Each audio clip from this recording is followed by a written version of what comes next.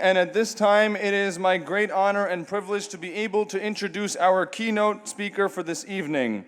He was born in New York City as the son of Jewish Holocaust surviving parents. His mother grew up in Warsaw and survived the Warsaw ghettos and the Majdanek concentration camps, and his father was a survivor of both the Warsaw ghetto and Auschwitz. He received his PhD from Princeton University as a political scientist, specializing in this Israeli-Palestinian conflict. He is a professor, an author, and an activist, and has recently become the face of leading the charge against this apartheid regime, but as all of you know, has been doing this noble work for many years now. Before I introduce this guest, I would ask that you all join me in rising from your seats as we introduce our keynote speaker for this evening. The reason I'm asking you all to rise is because he is someone who specifically exemplifies what it truly means to be a defender of the truth, a voice for the voiceless, and an inspiration for the ages through his selfless commitment to those in need. Without further ado, please join me in welcoming to the stage our keynote speaker, Dr. Norman Finkelstein.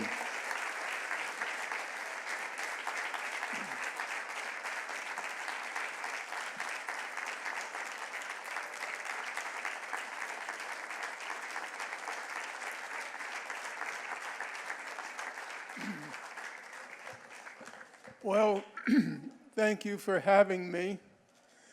I wonder if there's a way to dim the light that's directed at me because it's okay.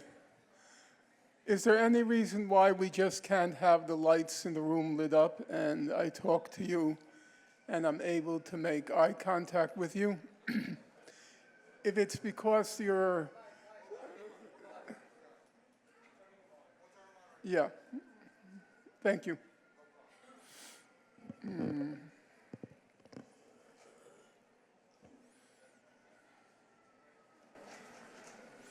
Thank you. There are certain basic techniques of public speaking, and one of them is you try to make eye contact with one or several people in the room. It somehow creates an intimacy. I'm not much of a rally speaker. I tend to deal with facts, documents, and I'm most comfortable speaking to students who presumably are coming to class to learn to use their minds. And I'm going to treat everybody in the audience in the same way. So this will be a kind of classroom presentation as against a rally speaker. I was thinking on the way over what's the best approach to the situation of the moment. And what I decided to do is I'm going to divide the lecture into two parts, or the talk into two parts. The first part, I want to just go over the history and how we got to the point we are at today. And the second part, because I'm sure many of you are curious at any rate to hear my opinion of the events of the last few days and what's the likely outcome of where we're now at. Let me begin with the history. I'm not going to go through the history as a history lesson. What I want to do is look at the kinds of questions that have been asked in the past 2 years and what, at any rate, in my opinion, is the correct answer to those questions. And I will use as my foil, as they say, I will use as my foil the Pierce-Morgan program, which many of you, and maybe most of you, have tuned in the past couple of years. So as you all know, for those of you who've watched the program, the first question that was always put by Pierce-Morgan was, do you condemn what Hamas did on October 7th? And that became a kind of litmus test as to whether or not you were part of the conversation. You answered yes, you condemn.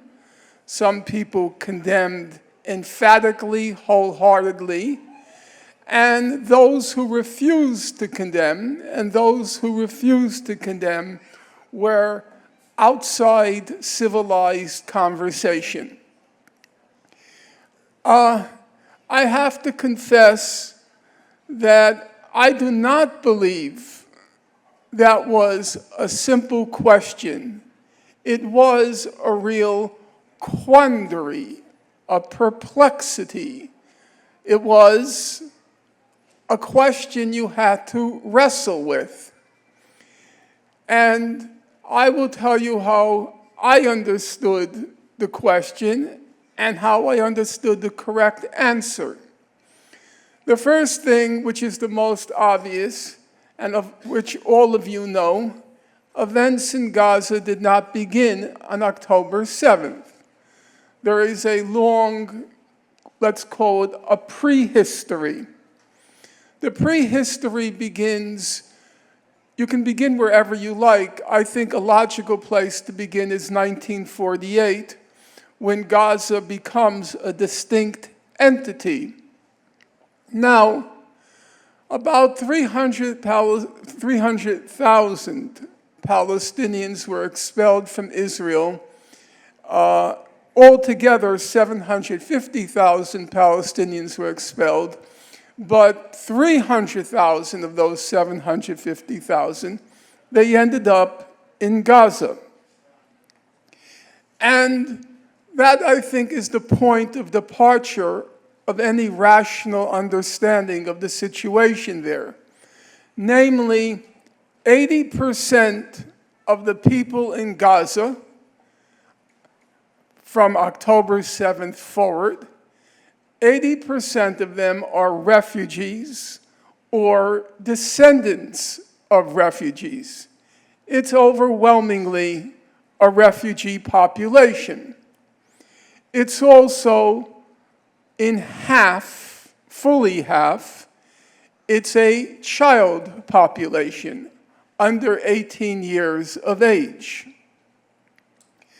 One of the things you discover when you start reading the history of Gaza, and it was a genuine revelation for me, because I've been recently working on a new book on Gaza, and it came to my attention, I actually was not aware of it, that already in the early 1950s, when Gaza was under Egyptian administration, already in the early 1950s, when outside observers came to Gaza, some just to see the situation, others to work there, the image that constantly recurs, you'll take a figure like E.L.M. Burns, who was the senior UN official in Gaza.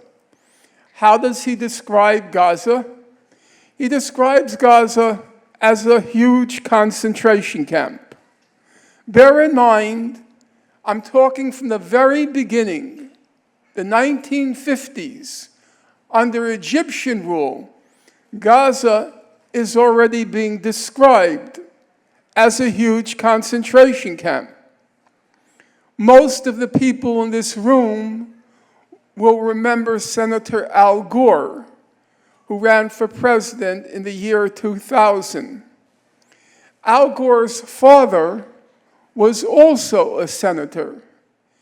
In July 1967, right after the June 1967 war, when Gaza comes under Israeli rule, the senator, Al Gore's father, he goes to Gaza.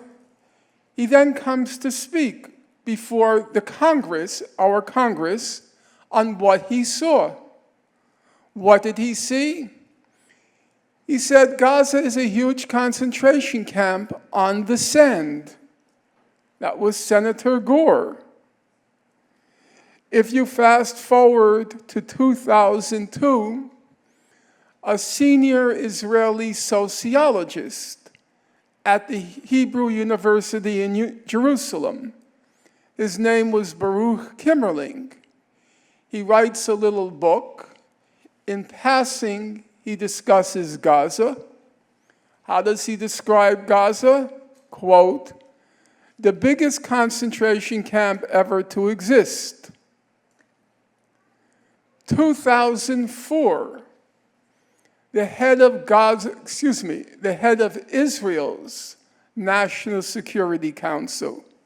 His name was, and still is, because he's still active in government or in official capacities, Giora Eiland. He's having a conversation with an American official. How does he describe Gaza? He says, Gaza, it's a huge concentration camp. That's coming from the head of Israel's National Security Council. Now bear in mind, 2004, when he makes that observation, that's before Israel imposes the brutal medieval blockade on Gaza. The blockade on Gaza begins in January 2006. What happened in January? At that point in time, the President of the United States was George Bush Jr. And he had this thing they called back then democracy promotion. And one of the undertakings was George Bush Jr. demanded that Palestinians hold elections. When the demand was made, Hamas did not want to participate because it felt that the elections were part of a fake process begun in Oslo in 1993, what came to be called the Oslo process. Most of you, or some of you, will remember it began in September 1993 when Yasser Arafat, Yitzhak Rabin, and Bill Clinton began the process that was supposed to end the conflict. It didn't, but we'll leave that aside. In any event, Hamas didn't want to participate because they felt it was part of a charade, a farce. But pressure was put on them to participate. They did. They didn't expect to win, but they did. They won on a platform not on ideology, not on trying to destroy the state of Israel. That was not their platform. They ran on a platform of reform. The Palestinian Authority, it's no secret to anybody in this room, is hopelessly corrupt and incompetent, corrupt and inefficient. So Hamas had at that point a decent record of honesty in the charitable organizations it presided over, and it also had a record of competence. So the people of Gaza voted in Hamas. The immediate reaction to this democratic election, which our president demanded, they held the election. Jimmy Carter, the former US president, he was there during the election, and he pronounced it completely fair and honest. In fact, it's said to be the first fair and honest election in the Arab world. There is some dispute about whether a prior election in Tunisia was actually the first, but leaving that aside, a completely fair and honest election, which was demanded of the people of God, of Palestine, because it's also the West Bank, the election, and which Hamas did not want to participate in. It did participate in. It ran on a platform of reform. It won. What was the reaction? Israel immediately imposed a brutal blockade on Gaza. The blockade was then seconded by the US and then by the European Union. And then began, if we have layers, we have that concentration camp, and then a new layer, which is the blockade of Gaza, the medieval blockade. Time doesn't allow me to go through the details of the blockade, but I'll give you one example. Israel was determined to unseat Hamas from power. So it imposed this diet, D-I-E-T, on the people of Gaza. It calculated the caloric intake of every person in Gaza, and it imposed what it called a humanitarian minimum, or you can say a starvation plus diet. It wanted to keep, and it freely admitted it, at least in private, it wanted to keep the economy of Gaza on the precipice, on the edge of collapse, so that the people of Gaza would rise in revolt and overthrow the Hamas regime from within. By 2006, Gaza was, to quote The Economist magazine, which is very far from a radical magazine, it's a very conventional, conservative British publication. In general, it's reliable. It described Gaza, we're going to say just on the eve of October 7th, it described Gaza as, quote, a human rubbish heap. The International Committee of the Red Cross described Gaza as a sinking ship. The chief humanitarian official in the UN described Gaza as a toxic dump. And that was the fate and future of Gaza as of October 6th. As most of you will remember, and I suspect a lot of you have forgotten because of what happened after October 7th, Gaza had disappeared from the headlines by 2020. Nobody was any longer talking about the condition in Gaza. I have said many times, and I don't say it with pride, but it's a matter of fact, I had given up. I had written several books on the topic. I had chronicled the situation in painstaking detail. And by 2020, it was clear nobody was any longer interested in Gaza. At that point in time, say between 2020 and 2023, the only talk was about whether or not the Saudis would join the Abraham Accords, leaving the people of Gaza to just languish and die there. That was their fate on the eve of October 7th. But that's still only part of the story, because the other part is that periodically Israel launched what it called its operations in Gaza. The phrase they coined was mowing the lawn. And what did mowing the lawn mean in practice? It meant that periodically Israel launched these high-tech killing sprees in Gaza. In 2008-9, it was Operation Cast Lead. 350 children killed, 6,000 homes destroyed.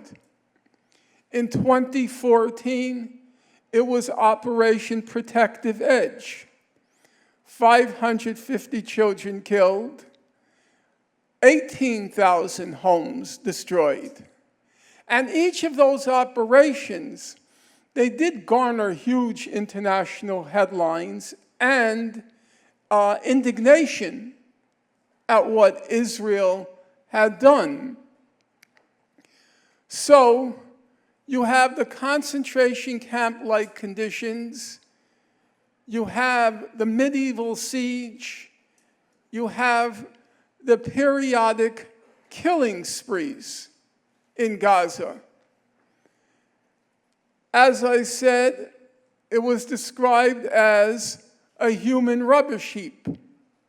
Most, or I should say, a significant number of the people in this room, not most, but a significant number, range between the ages, I would guess, of 18 and 25.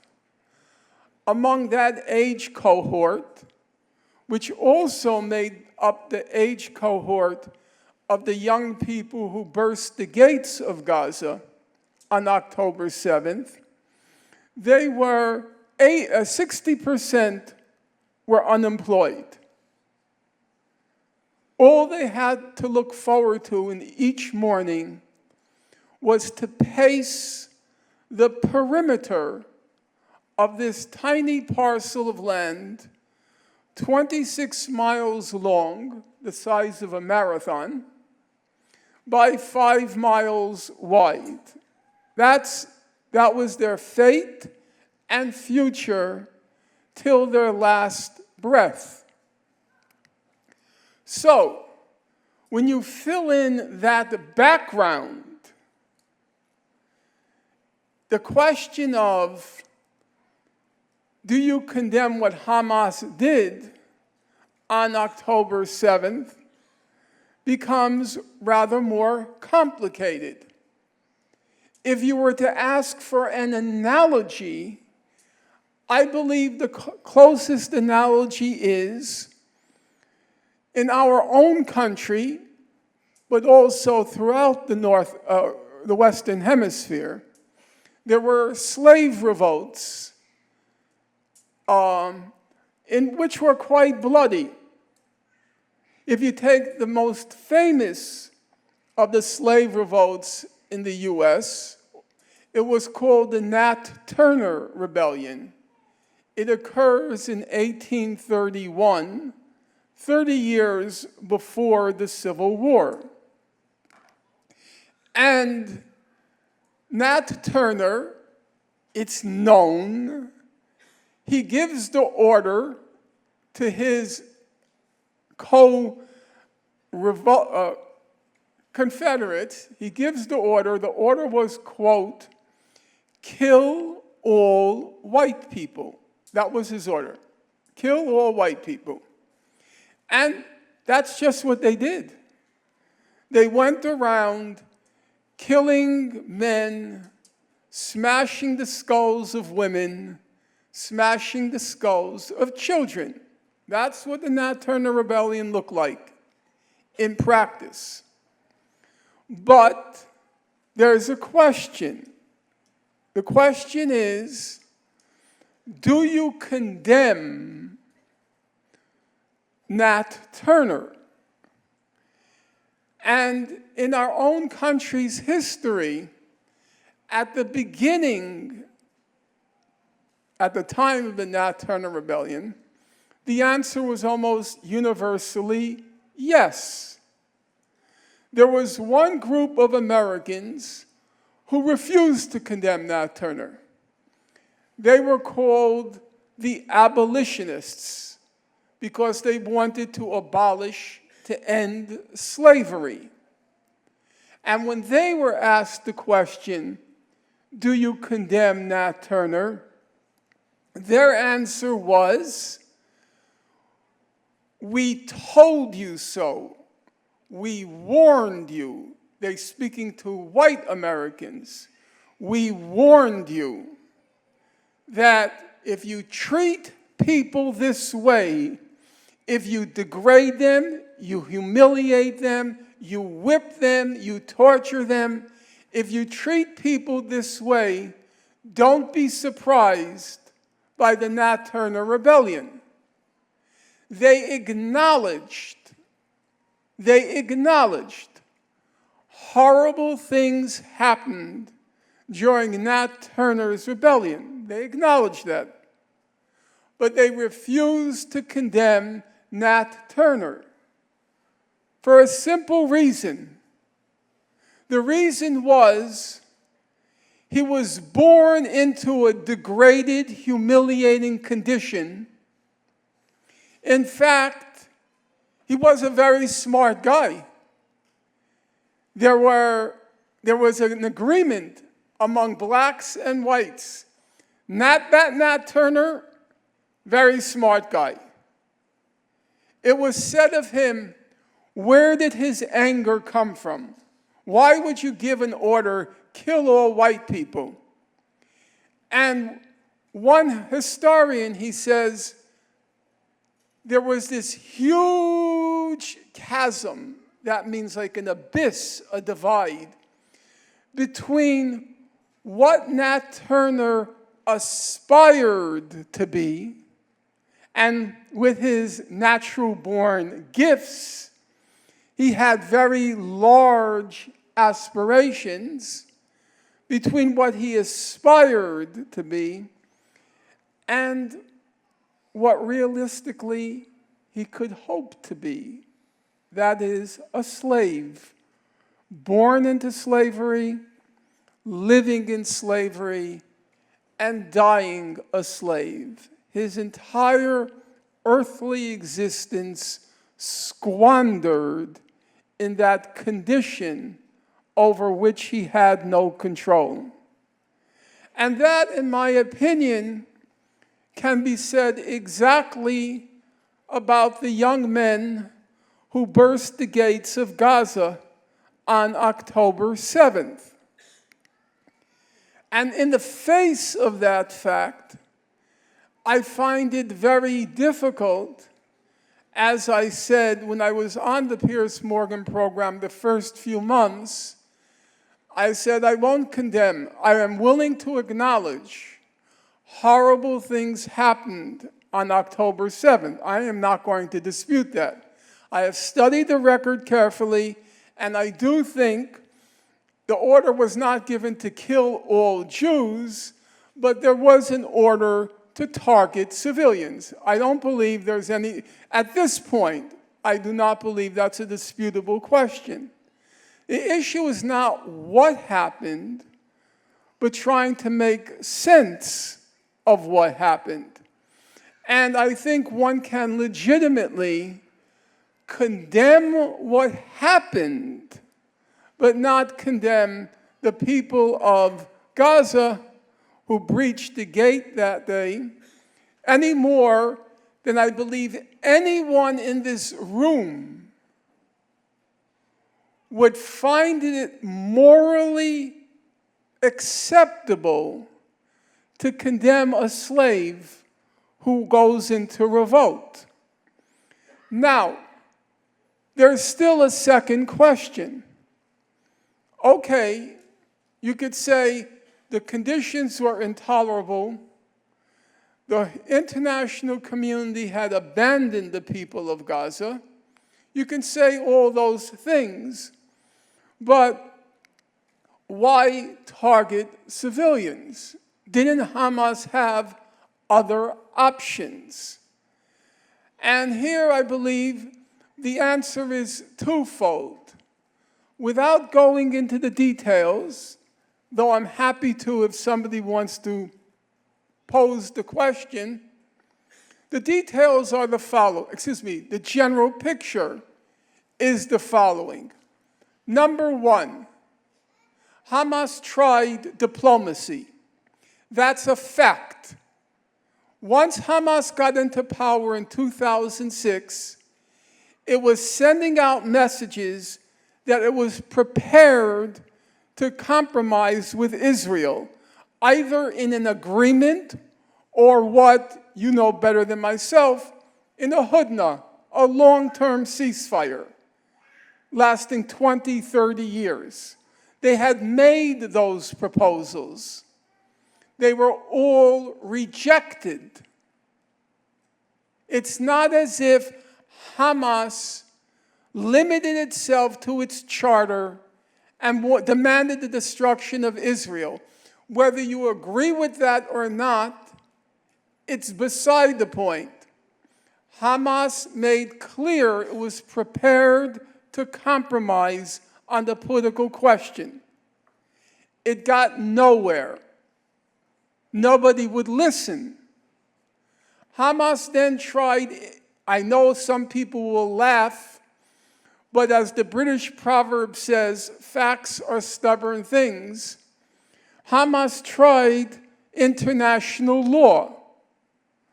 Whenever commissions of inquiry after each of Israel's killing sprees, there were commissions of inquiry that came to see who was responsible for what. They were going to investigate Israel. They were going to investigate Hamas. Each time, Israel refused to cooperate with the commissions of inquiry. Hamas cooperated. It tried international law. Now, some of you might think, well, Hamas cooperated because they knew the commissions of inquiry were anti-Israel, pro-Hamas, but it's not true. The commissions of inquiry, when they wrote up their reports, they were very tough on Hamas, very tough. In my opinion, undeservedly tough. That's a separate question. Hamas was willing to risk the consequences of international law. It was. Because it thought maybe they'll get some justice from these commissions of inquiry. What came of them? Each commission of inquiry assembled these huge reports. And the reports were damning of Hamas, but 10,000 times more damning of Israel because of the respective destruction on both sides. What came of these reports? Did the Hamas see justice done? The reports just collected dust. Probably 20 people read them, I being among those 20, and then they just disappeared from the political agenda. Then, let's all laugh. Let's get a hearty laugh. We all know, everybody always says, why doesn't Hamas try nonviolent civil resistance? Where is the Palestinian Gandhi? Well, actually, there were many Palestinian Gandhis. And among them, you can laugh till the cows come home. Among them was Hamas. The Great March of Return began March 30th, 2018. For those of you whose memories go back, it was a very festive occasion. They brought out circus acts, music, dancing. The people of Gaza were very hopeful that this nonviolent civil resistance would succeed. What happened? We have another commission of inquiry. It produced a 250-page single-spaced report. What did the report find? Israel, by its own admission, it lined up along the perimeter fence with Gaza its specially trained snipers. Israel, by its own admission, says every bullet hit its target. So who were these targets? According to the Commission of Inquiry, they targeted children, they targeted medics, they targeted journalists, and they targeted people with physical disabilities. They targeted double amputees. Where were these targets? According to the report, they were often 100 to 300 meters away from the perimeter fence, and they were engaged in strictly civilian activities. They were picnicking. They were observing. So, nonviolent civil resistance proved to be a dead end. So when you ask, what were the options? I honestly don't believe there were any options by October 7th. Now, it can be argued that Hamas didn't have to target civilians. It could have targeted only, quote unquote, legitimate military targets. I believe that answer is doubly, let's just call it doubly problematic, meaning it has problems. Number one, whether we like it or not, Hamas wanted to transmit the message. If our civilians aren't safe, your civilians won't be safe. You may not like that message, but one can understand that message. The other thing is, you ask yourself a simple question. Let us say on October 7th, it was, the actual numbers are approximately 400 combatants killed, 800 civilians killed. Let's, for argument's sake, imagine it was 1,200 combatants killed. No civilians. 1,200 combatants killed. Can anyone seriously believe that if 1,200 combatants were killed, Israel would have reacted with less ferocity? Is that believable? Israel is a Spartan-like society, a Sparta. And part of it being a Sparta is that it attaches more value to a military life as compared to a civilian life. Had 1,200 combatants been killed, I believe the reaction would have been not less but more ferocious than it was after October 7th. Would the international community have been less sympathetic to Israel if it was 1,200 combatants killed as against 400 combatants and 800 civilians? I find that very implausible. I think the sympathy would have been the same either way.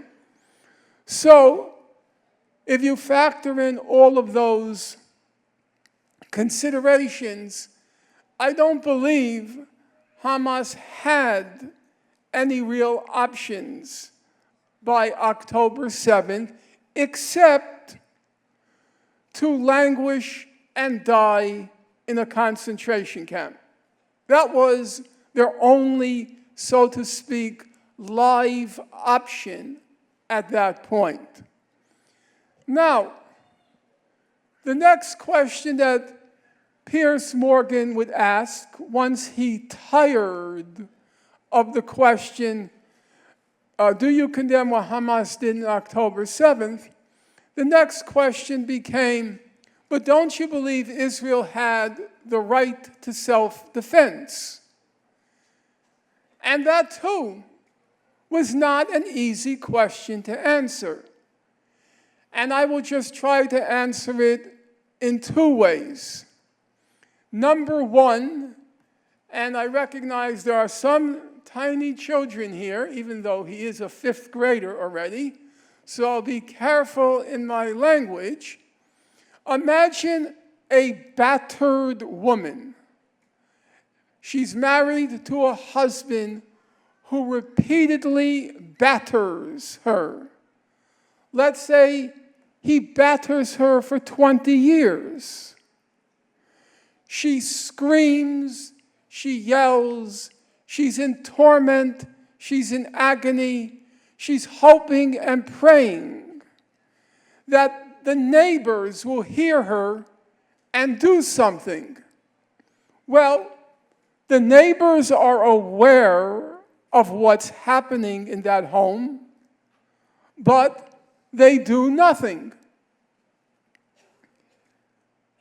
She then, at some point, summons up the courage to call the police.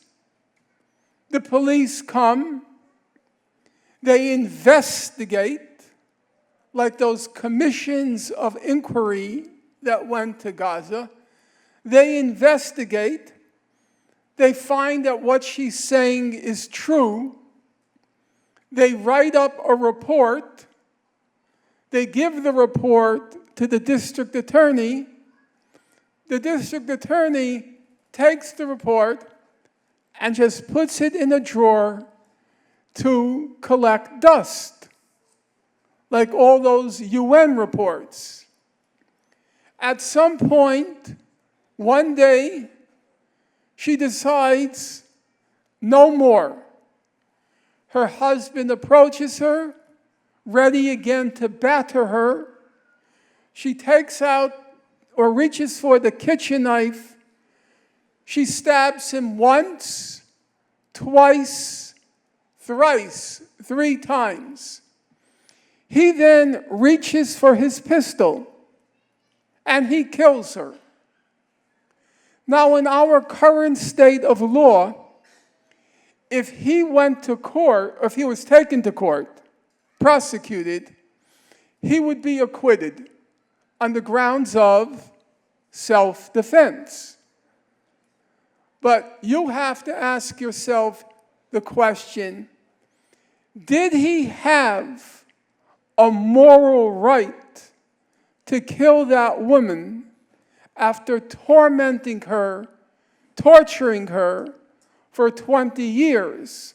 Or was it the case that given his conduct over those previous 2 decades, he had forfeited his right to self-defense? I believe he forfeited it, and I believe Israel had forfeited its right to self-defense in light of what it had inflicted on Gaza since 1967. So,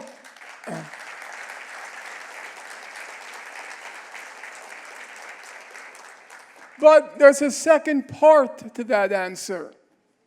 The second part to that answer is, and I think it's very important to keep it in mind, bear it in mind.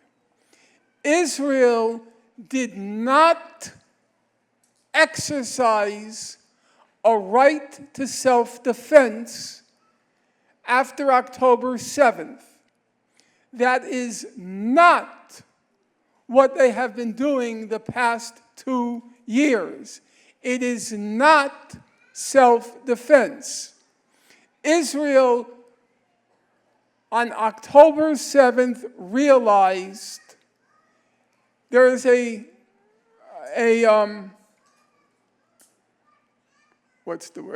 cliche. Every crisis is also an opportunity. Every crisis is also an opportunity. So Israel recognized, of course, October 7th was a crisis. There's no question about that. They were shattered.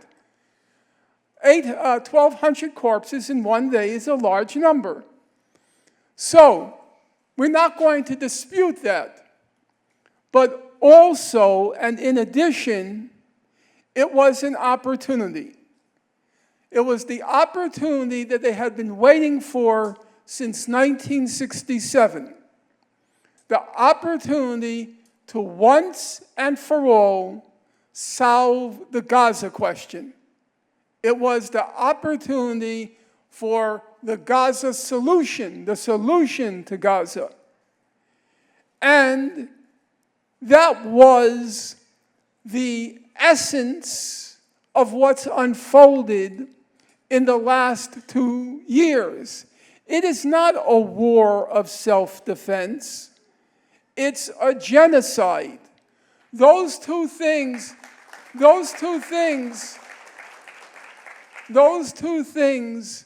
are very different. They are very different. What's the aim of a war? The aim of a war is to defeat your opponent's army. The aim of a war is to disable your enemy. Your main objective, your main target, your main goal is your enemy's army or military. In a genocide, the aim is not the army. You're not trying to defeat the army. You're trying to destroy the population, the civilian population. In the law, what's called the laws of war, under the laws of war, you're only allowed to target combatants and military sites, like tanks, armaments, but you're not allowed to target civilians. So when you talk about the laws of war, the assumption is your main aim is the military. Sure, in every war, they sometimes target civilians. It's called terror bombing, for example. You're trying to target civilians to break the enemy morale. That's correct. But you're trying to break the enemy morale in order ultimately to inflict a military defeat. That's not a genocide. You're not trying to break the enemy's morale. You're trying to destroy the civilian population. For the past 2 years, Israel has not engaged in a war of self-defense. Were that the case, I ask you a simple question. There's a large crowd here this evening. Many of you follow developments in Gaza closely. Can a single person here name me one battle in Gaza? One battle. Has there been a single battle in Gaza? No. There can't be. If you consider that Israel, as it enters Gaza, pulverizes, obliterates everything to the left of it, everything to the right of it, and everything in front of it. How can Hamas resist? Everything is obliterated. Let's take the most recent example. On March 18th, a ceasefire between Hamas and Israel ended. In the next 4 months, from March until the end of August, the estimate is 50 Israeli soldiers were killed. 50. Do you know how many Gazans were killed? The estimates are between 12 and 16,000. Now, there are a lot of people in this room who are very good in math. That comes with being from the Southwest Asia. Your son, I asked him What's your best subject? And I knew what he was going to say before he answered. Math. And that's not unusual from people from that part of the world, math. But it doesn't require a degree in math to figure out a ratio of 50 to 12,000, or 1, which comes down to 1 to 240, or 50 to 16,000, that doesn't sound like a war. That's not a war of self-defense. That's an extermination. It's a slaughter. The point being that every time you read in the paper or you hear in the media, they refer to the Hamas-Gaza war. Here's the famous note. You have 30 seconds. Every time you hear a reference to the Israel-Gaza war, you can know for certain that this is just government propaganda. Because the essence of Israel's propaganda campaign the past 2 years was to classify, to describe what's happening in Gaza as a war. Because if it's a war, the reasonable assumption is they're targeting the military. And that appears legitimate. If it's a genocide, the only possible conclusion is they're targeting not combatants, they're targeting the civilian population. And that is clearly illegitimate. So it was not Israel exercising the right to self-defense. It was Israel exercising what it took to be and what it announced from day one was a genocide.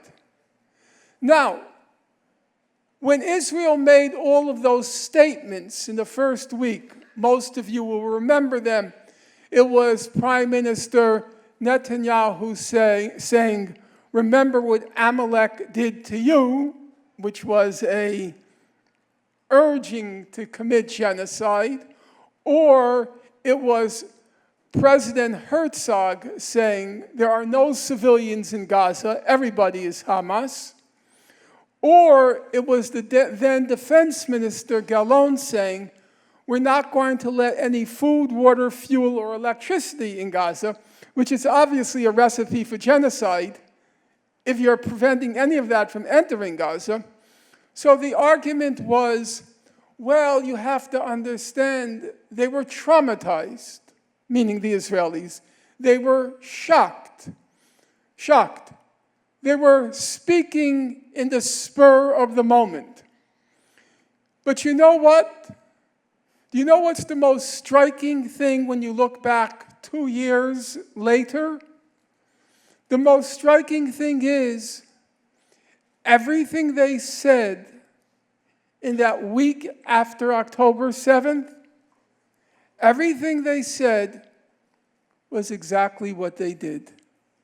It wasn't spur of the moment. It wasn't shock. It wasn't trauma. It was the determination, we're going to solve this Gaza question once and for all. And they proceeded. They said on October 7th, we're going to reduce Gaza to rubble. They did. As the person before me pointed out, the estimate as of 2 months ago was that 92% of the homes in Gaza were destroyed. That was before Rafah and before Gaza City, so now it's probably about 95%. They said they were not going to let in food. They did. The estimate now is the entire population is facing food insecurity, and 1/4 of the population is facing a human-induced famine in Gaza. And of course, they massively targeted civilians. The current estimate coming from Israel, the current estimate is 83% of those killed were civilians. My guess, which obviously I can't prove, my guess is it's closer to 95% of those killed have been civilians. So, excuse me, so it didn't exercise the right to self-defense, and I don't believe it had a right to self-defense. And now, because of time constraints, I'm going to just fast forward to the events of the last week. And where do matters stand? The last week, Israel and the United States put forth what came to be called Trump's peace plan, 20-point peace plan. I'm not going to go into the details of that peace plan because time doesn't allow it, and most of you are vaguely familiar, at least, with the details. I'm just going to briefly address where I believe it's going to go. So, as you know, it's very hard to analyze the human mind. Human mind's a very complicated mechanism. Everybody in this room knows it. There was a famous Israeli philosopher named Yeshayahu Leibovich, and he had 4 PhDs. He was a smart guy, for sure. And one of his PhDs was in psychology. So once a journalist asked him, "Professor Leibovich, do you analyze your dreams?" And he replied, "Analyze my dreams? I have trouble enough making sense of my waking hours." And everybody in this room, at least above the age of 10, recognizes how complicated it is to make sense of your own motivations. And now we have a particularly difficult problem with the President of the United States, who poses altogether new, on a new level, the question of motivation. So at the most abstract level, I think we have to begin with the fact that the 3 primary characteristics of our president is, number 1, he's an agent of chaos. He's a human wrecking machine. He delights in it. He revels in it. The agent of chaos. Number 2, he's a stupefying narcissist. It's narcissism on a totally new level. And number 3, and this is no laughing matter, he's a sadist. He delights in bullying weak powers, not confronting those who can defend themselves, but confronting those who are not in a position to defend themselves. That you might call the psychological profile of our current president. And then that brings us to the specific case of the past week. What are his motivations? I want to stress, I do not believe there is any complexity or question mark as to Israel's motivation. They are determined to solve the Gaza question, and they won't let go. They will not let go. But obviously they can't do anything without the U.S.'s green light, which should tell you something, by the way, before I finish. You might recall during the Biden administration, they kept saying Biden is doing everything he can. He's doing everything he can. But now we come to the Trump administration. You will recall when Trump entered office, he demanded a ceasefire. Israel didn't want a ceasefire. Trump said ceasefire. There was a ceasefire. It lasted 2 months. But what the White House says goes. Now, yesterday, Trump again said to Mr. Netanyahu, they want peace, meaning Hamas. There has to be a ceasefire. Immediately, Israel agreed to it. Now, where that will go, I will get to in a moment. But we should not be fooled by this pretense that Israel controls the United States. No. When all is said and done, what the White House says goes. Now, what are Trump's concerns right now? I think it's basically 3. The first concern is, I don't consider it the primary concern, but I would call it the first concern, not necessarily primary. The first concern is Trump wants the Nobel Prize by solving the Israel-Palestine conflict. By the way, just as a historical fact, so did Bill Clinton. When Bill Clinton began the Oslo process and then the Camp David talks in 2000, some of you might remember that period of Oslo and then the Camp David negotiations. There was no question what Clinton's motive was. He wanted to try to erase the memory of the Monica Lewinsky affair by winning a Nobel Prize. So we shouldn't forget that it's not just people like Trump who carry on that way trying to win a Nobel. It was Bill Clinton as well. I believe his main motivation now is not the Nobel Prize. His main motivation is very simple. Mr. Trump, I guess, is now 78 years old. You can't teach an old dog new tricks. Or a leopard doesn't change its spots. He's been a real estate developer the whole of his life, literally, because he took over his father Fred's business.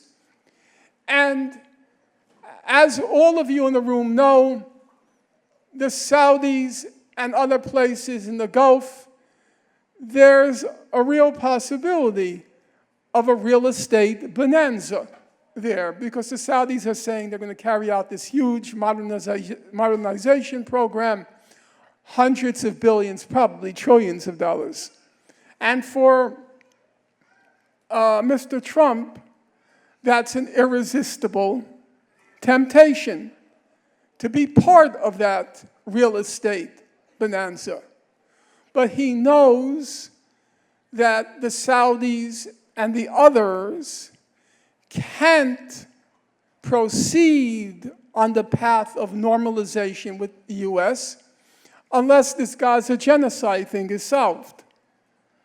So he wants to, and that's, by the way, why he reacted so angrily when Israel targeted Qatar, because Trump feared that would sabotage the future of the relationship with the Gulf, the way Israel was carrying on. So he demanded that Netanyahu apologize to Qatar. And what did Netanyahu do? He apologized to Qatar. Whatever the White House says goes. And the third consideration, there's the Nobel Prize. I think that's overrated.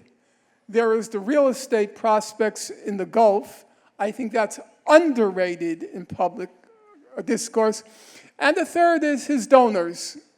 The president is a transactional sort of guy. They gave him lots of money. He owes them favors. And one of the favors is Israel. Now, I know I have to get off because I'm going to get a hook and they're going to drag me off. So I will just leave off with one last statement. The last statement is, Trump is a kind of aberration, that means deviation from the norm in politics, because every other president operates within some institutional framework.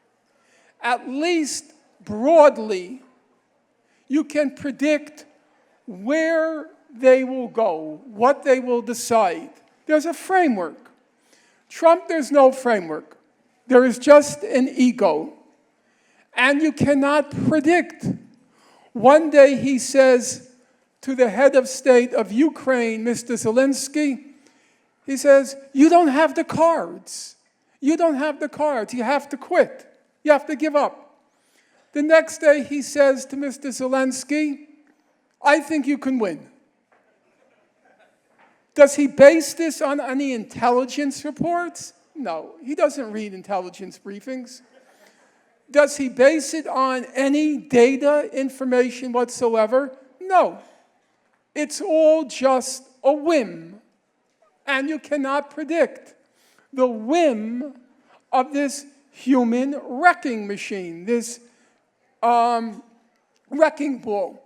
So, after having heard me out for approximately an hour, I come to the unsatisfactory conclusion. One has no idea what he's going to do tomorrow. There's no way to know. Right now, he said, Israel has to accept a ceasefire because they're releasing the hostages. But as everybody knows, part of the agreement said Hamas has to disarm. Right now, he says Hamas wants peace. We have to have a ceasefire. Tomorrow, Hamas may give up the hostages. It's already said it would. And then Netanyahu is going to say, but we're not stopping the genocide, he'll call it a war. We're not stopping it until they disarm. What will Trump say to that? I haven't a clue. Nobody knows. And you know what? He hasn't a clue.